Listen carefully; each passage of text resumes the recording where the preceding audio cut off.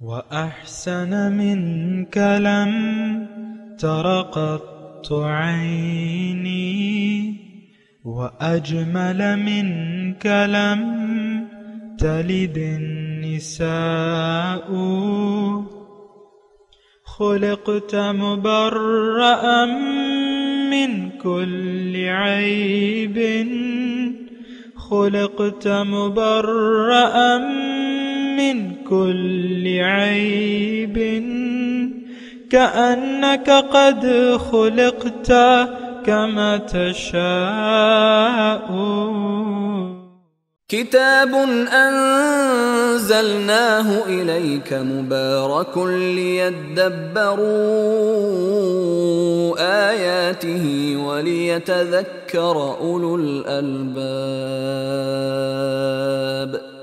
یہ کتاب برکت والی ہے جسے ہم نے آپ کی طرف نازل فرمایا ہے تاکہ دانش مند لوگ اس کی آیتوں میں غور و فکر کریں اور نصیحت حاصل کریں. اللہم صلی علی سیدنا محمد وعلی آل سیدنا محمد بعدد کل ذرۃ مئۃ الف الف مرۃ. سامعین و ناظرین کرام، السلام علیکم ورحمۃ اللہ وبرکاتہ. سامعین کرام، سورہ البینہ آیت نمبر 5 حصہ اول. آج کا موضوع انسان اپنی معراج تک کیسے پہنچ سکتا ہے.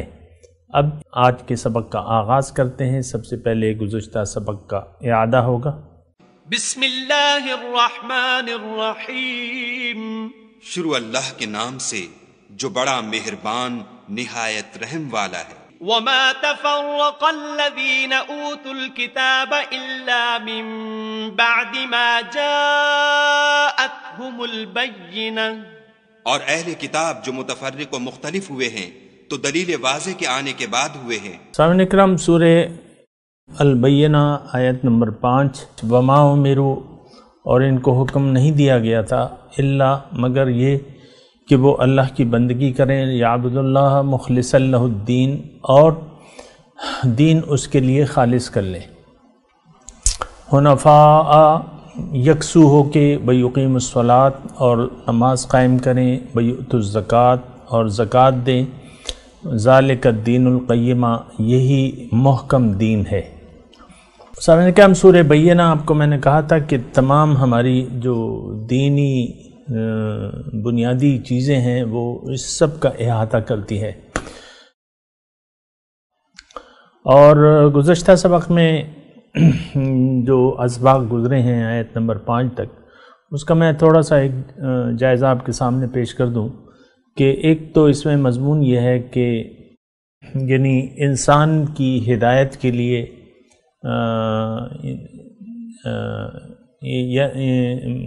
انسان کی فلاح کے لیے اس کے لیے ہدایت ضروری ہے. ہدایت کے لیے جو ہے پھر سب سے پہلے ایک محکم دلیل ہونی چاہیے، ایک ایسا انسان جو اللہ تعالیٰ کی طرف دعوت دے اور خود بھی اس کے راستے پر ہو، اور ساتھ اللہ تعالیٰ کے جو احکامات ہیں وہ بھی لوگوں کو پڑھ کے سنائے اور اس کا حکم دے.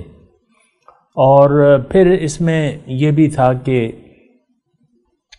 بعض لوگ جو ہیں یعنی ضد اور ہٹ درمی کی وجہ سے باوجود حق کے سمجھنے کے دین حقہ سے یا اللہ تعالیٰ کے اس بندے سے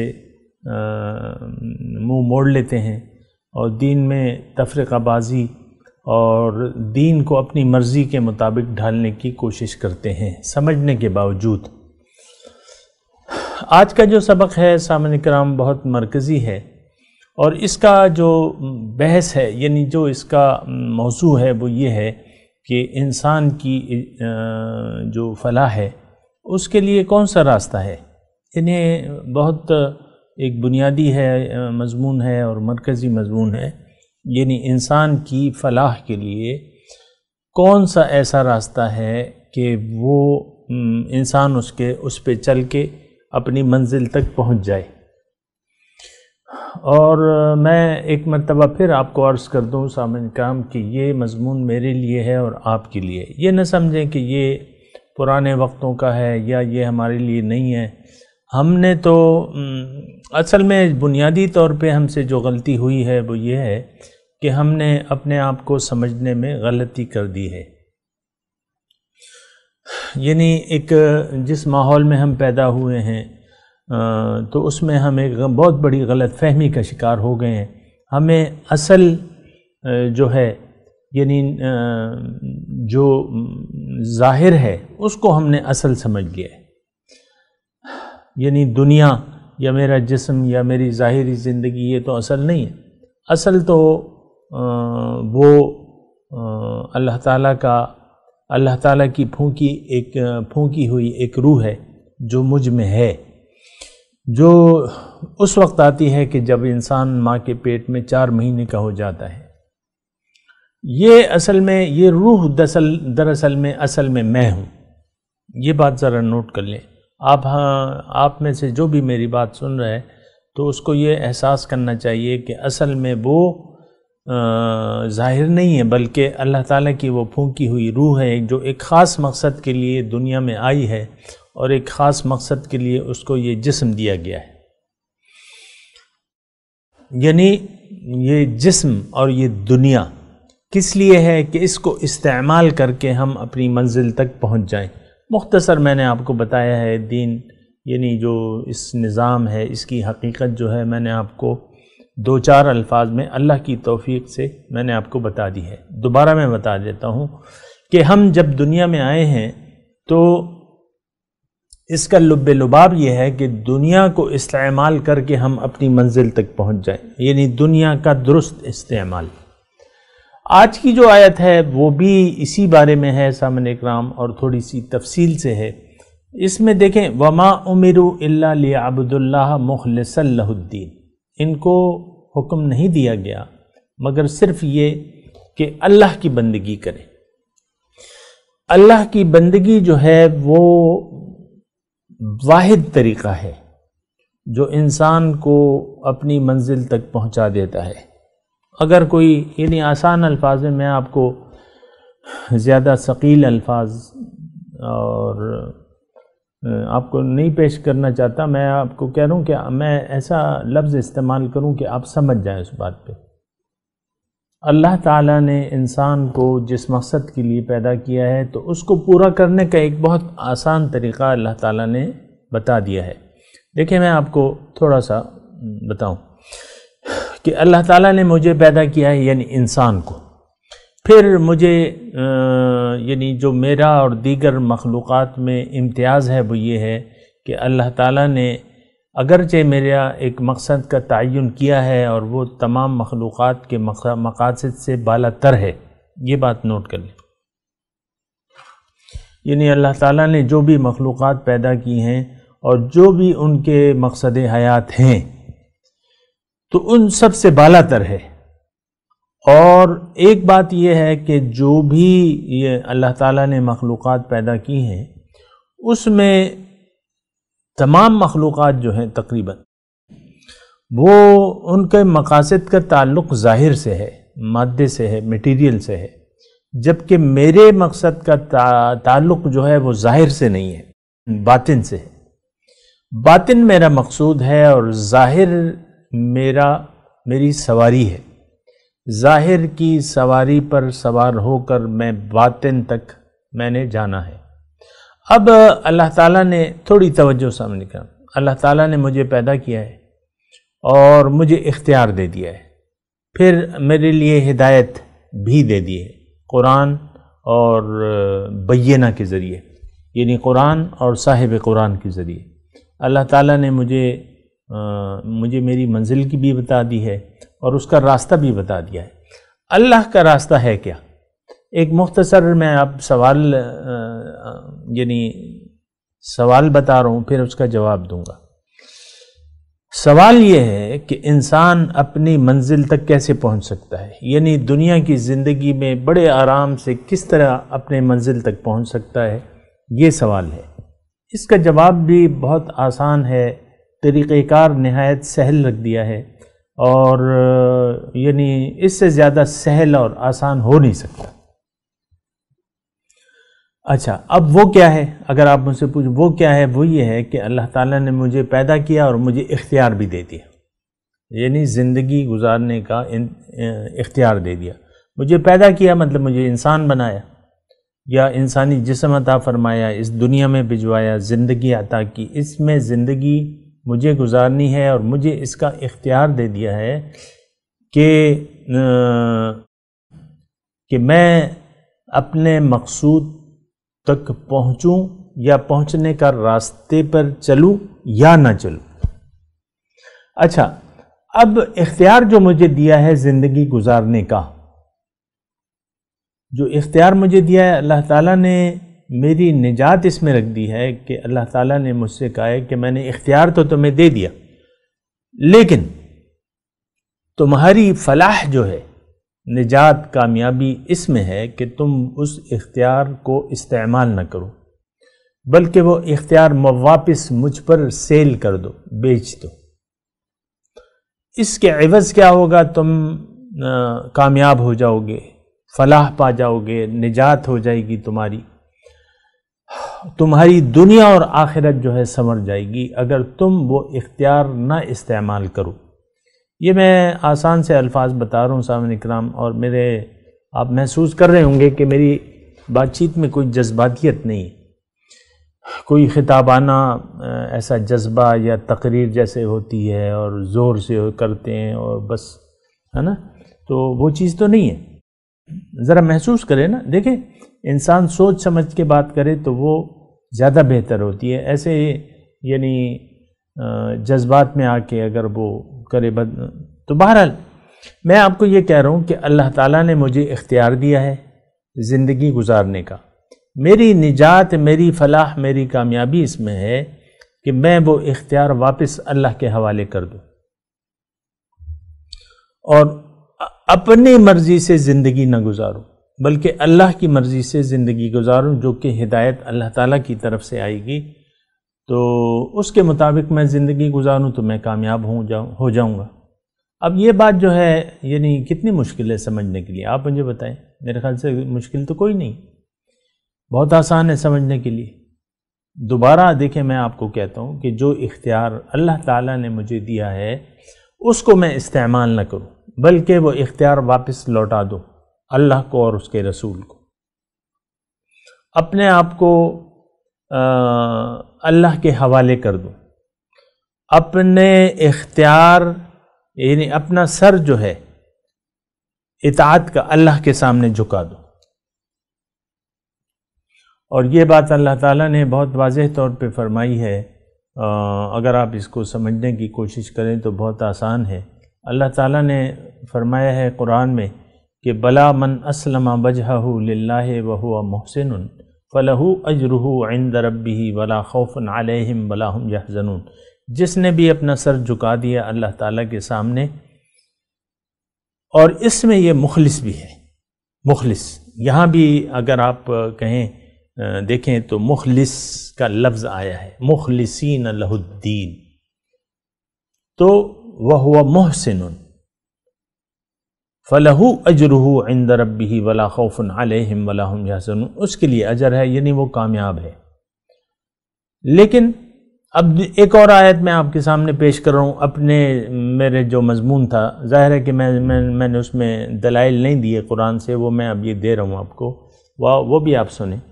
اللہ تعالیٰ نے جب آدم کو زمین پہ اتار رہا تھا تو فرمایا تھا، سورہ بقرہ میں یہ مضمون ہے کہ اہبطوا منہا فاما یأتینکم منی ھدی فمن تبع ھدایا فلا خوف علیہم ولا ہم یحزنون.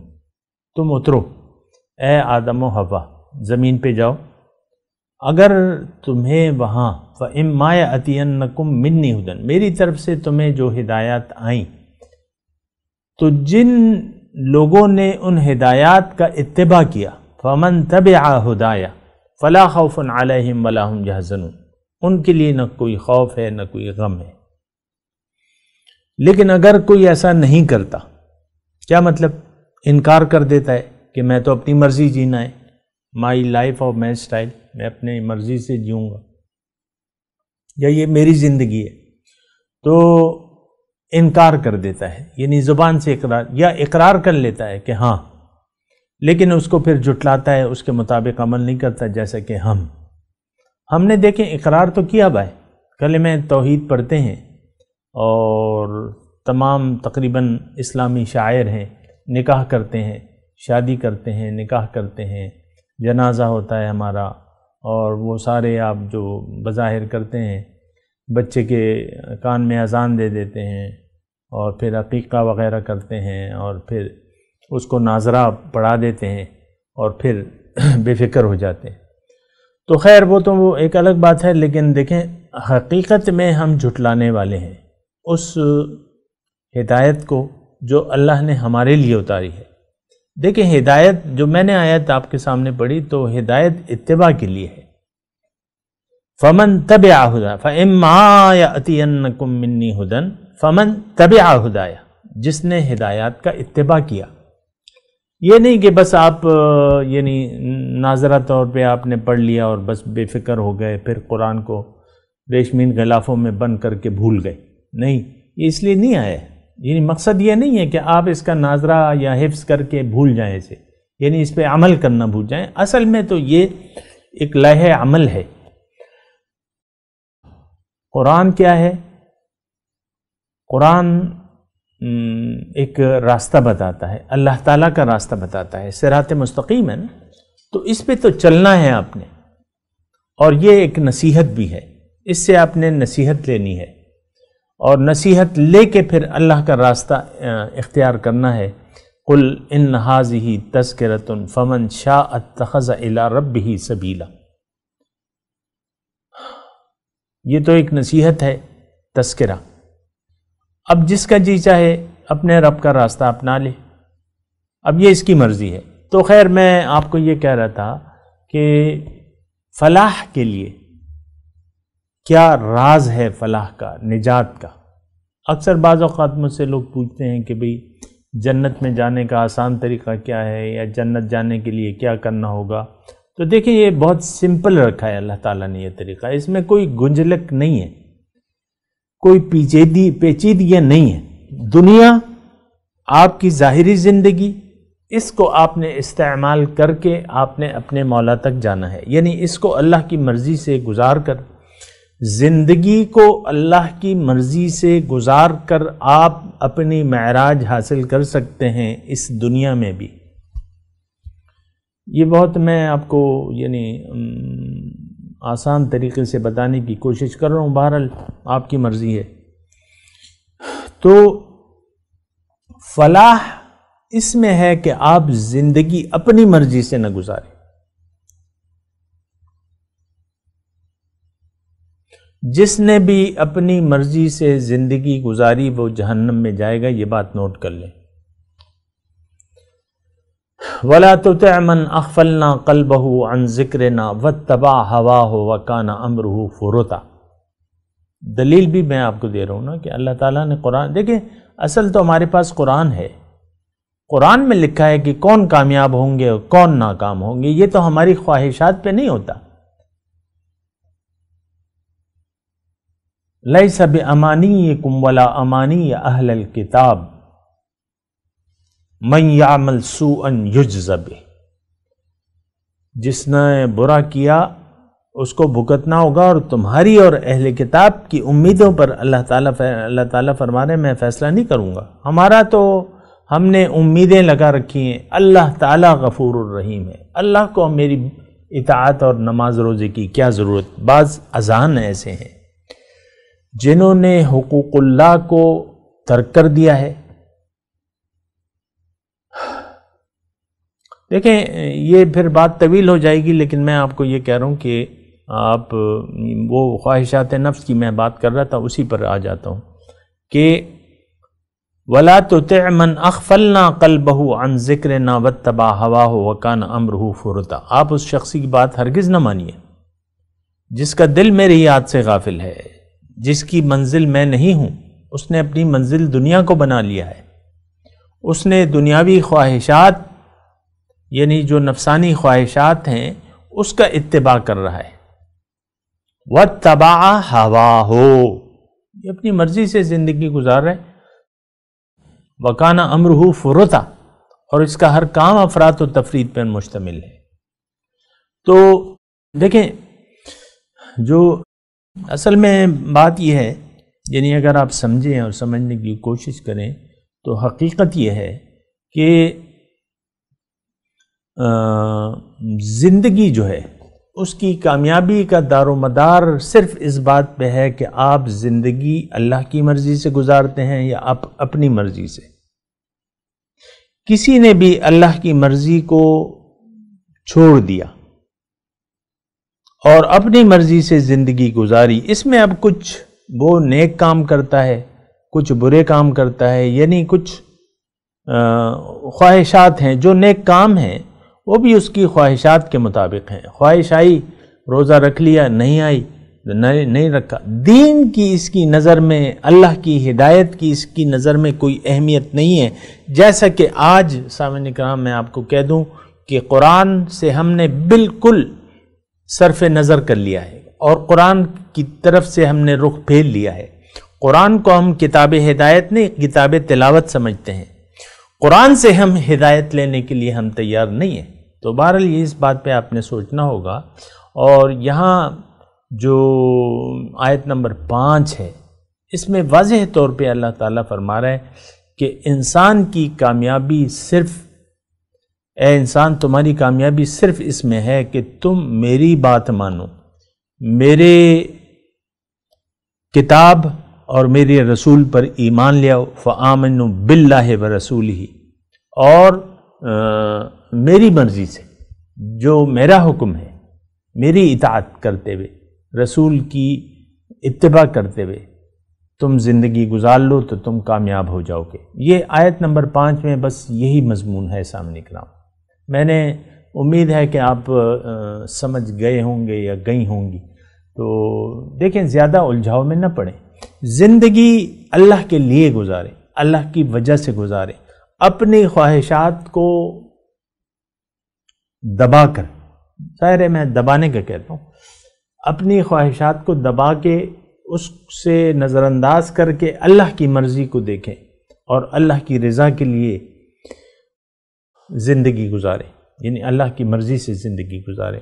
اگر آپ خاتون خانہ ہیں یا آپ کوئی اور ہیں، خاتون خانہ سے میں مخاطب ہوں کہ اکثر یہ یعنی انسان اصل میں کیا ہے کہ وہ اصل کو، یعنی اصل بات کو نہیں سمجھ پاتا۔ اب خاتون خانہ ہے، نماز بھی پڑھیں گی، روزہ بھی رکھیں گی، شوہر سے اپنی مرضی سے سلوک کریں گے، اپنی ساس سے اپنی مرضی سے سلوک کریں گی، اپنے بھائیوں سے، اپنے ساس سے، باقی زندگی، یعنی یہ دیکھیں یہ ایک رویہ نہیں ہے ہمارا۔ یعنی جو میں نے آج آپ کے سامنے جو ایک خاکہ یعنی خاکہ دیا ہے آپ کو کہ مرضی کو اپنی چھوڑ دیں، اللہ کی مرضی کو اپنا لیں، تو اب اللہ کی ہدایت تو سارے زندگی پر محیط ہے ہماری۔ ہم کہتے ہیں نا کہ قرآن ایک مکمل ضابطہ حیات ہے، پھر حضور صلی اللہ علیہ وسلم کا جو اسوہ حسنہ ہے وہ ایک مکمل دین ہے۔ وَلَكُمْ فِي رَسُولِ اللَّهِ أُسْوَةٌ حَسَنَةٌ لِمَنْ كَانَ يَرْجُو اللَّهِ، تمہارے لیے اے لوگو، تمہارے لیے رسول اللہ کی زندگی میں بہت اچھا نمونہ ہے، لیکن کس کے لیے؟ جو اللہ تک پہنچنا چاہتا ہے، جو اپنی معراج کو حاصل کرنا چاہتا ہے، جو اپنی معراج تک پہنچنا چاہتا ہے، ان کے لیے۔ ہم اصل میں اللہ کے طالب نہیں ہیں، ہم دنیا کے طالب ہیں۔ ہمارا جو مسئلہ ہے وہ یہ ہے کہ ہمیں ایک بہت بڑی غلط فہمی لگ گئی ہے، اور وہ ظاہر کی ہے، ظاہر کا ایک دھوکہ لگ گیا ہے۔ اب جو دھوکہ ہمیں کیا لگا ہے کہ دنیا اصل ہے، دنیا کی کامیابی اصل ہے، دنیا کی ناکامی اصل ہے۔ اب جب یہ دھوکہ آپ کو لگ گیا تو میں آپ کو یقین سے کہہ رہا ہوں کہ اب قرآن آپ کے لیے نہیں ہے، اب رسول آپ کے لیے نہیں ہے، کیونکہ آپ نے تو اپنے لیے ایک منزل کا تعین کر لیا ہے۔ قرآن تو اللہ کی، یعنی اللہ والوں کے لیے ہے، ہدن للمتقین ہے۔ یہ آپ نے تو لباس تقوی اتار دیا، آپ نے تو لباس تقوی پہننے کے لیے اب تیاری نہیں۔ لباس تقوی کیا ہے کہ آپ اللہ سے کہیں کہ اللہ تو، میں نہیں تو، لا الہ الا اللہ، لا الہ الا اللہ، یہ لباس تقویٰ ہے کہ آپ عملی طور پہ اللہ تعالیٰ، یعنی آپ کی زندگی جو گزرے وہ اس حساب سے گزرے کہ آپ یہ عملی طور پہ کہتے ہیں کہ اللہ تعالیٰ میری کوئی مرضی نہیں ہے، مرضی ہے تو تیری ہے۔ سبحان اللہ۔ یہ آیت نمبر جو 5 ہے یہ پورے دین کا خلاصہ ہے۔ اور پھر اس میں اخلاص، یعنی اگر آپ نے ایک مقصد کا تعین کر لیا، اللہ تعالیٰ کو اپنی منزل بنا لیا، تو اب اس میں آپ دیگر خواہشات کو گڑبڑ مت کریں۔ زندگی گزارنے میں یقیناً ہمارے کچھ خواب ہوتے ہیں، مثال کے طور پہ ہر والدین کا اپنے بچوں کے بارے میں ایک خواب ہوتا ہے، یا بچوں کا بھی پھر ذہن بن جاتا ہے جب یہ میٹرک اور یہ اس میں جاتے ہیں، اونچی کلاسوں میں جاتے ہیں، تو وہ بھی ایک دنیا کا ذہن بنا لیتے ہیں کہ میں نے دنیا کی کامیابی کے لیے تگ و دو کرنی ہے، محنت کرنی ہے، بھاگ دوڑ کرنی ہے۔ بھئی تمہیں تو کوئی روکتا نہیں ہے۔ زندگی کو دیکھیں، مختصر میں آپ کو الفاظ بتا رہا ہوں کہ زندگی کو آپ آخرت کے لیے استعمال کریں۔ دنیا پر جو اسباب دنیا ہیں اس پر آپ سواری کر کے اللہ کے بارگاہ میں رسائی حاصل کر لیں، یہ دین ہے۔ اور اس میں آپ کا اخلاص ہونی چاہیے۔ اخلاص کا مطلب یہ ہے کہ دیگر کوئی خواہشات کو اپنے دل میں جگہ نہ دے کہ یار ٹھیک ہے اللہ کو بھی راضی کروں گا اور پیسے بھی بناؤں گا، یعنی پیسہ بنانا آپ مقصد بنا لیتے ہیں۔ ٹھیک ہے، آپ پیسے بنائیں، اس میں تو اللہ تعالیٰ آپ کو روکتا نہیں ہے، تعلیم حاصل کریں، پیسے بنائیں، لیکن اللہ اس بات سے کہ آپ کسی اور سے بھی محبت کرنے لگے نہیں، اللہ سے آپ کی شدید محبت ہونی چاہیے، کیونکہ مومن کا جو خاصہ ہے وہ یہ ہے کہ یہ اللہ سے شدید محبت کرتا ہے، اور اس کی محبت صرف اللہ سے ہوتی ہے۔ تو مخلص، دین میں مخلصین لہ الدین۔ بہرحال میں اس وقت پورا ہو گیا ہے، میں تلاوت کرتا ہوں، میرے ساتھ دہرائیے۔ اعوذ باللہ من الشیطان الرجیم، بسم اللہ الرحمن الرحیم۔ وما امروا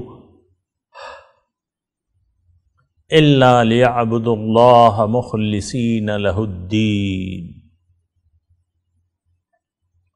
حنفاء ويقيموا الصلاة ويؤتوا الزكاة وذلك الدين القيم۔ جی ترجمہ سنا دیں۔ وما امروا،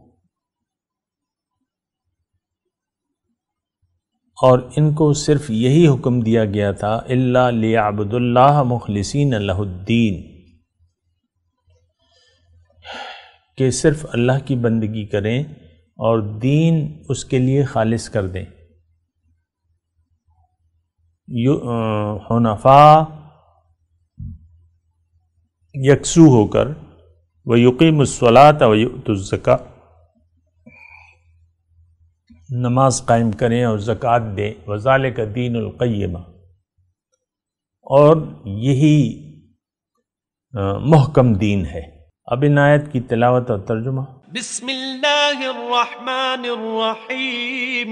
In the name of God, the gracious, the merciful. وما امروا الا ليعبدوا الله مخلصين له الدين حنفاء ويقيموا الصلاة ويؤتوا الزكاة وذلك دين القيمة۔ They were commanded only to worship God, devoting their faith to Him alone, and to practice regular prayer, and to give alms. That is the upright religion. اس کے ساتھ ہی آج کے درس کا وقت اختتام کو پہنچا۔ انشاءاللہ اگلے درس میں پھر ملاقات ہوگی۔ وآخر دعوانا ان الحمد للہ رب العالمین، والسلام علیکم ورحمۃ اللہ وبرکاتہ۔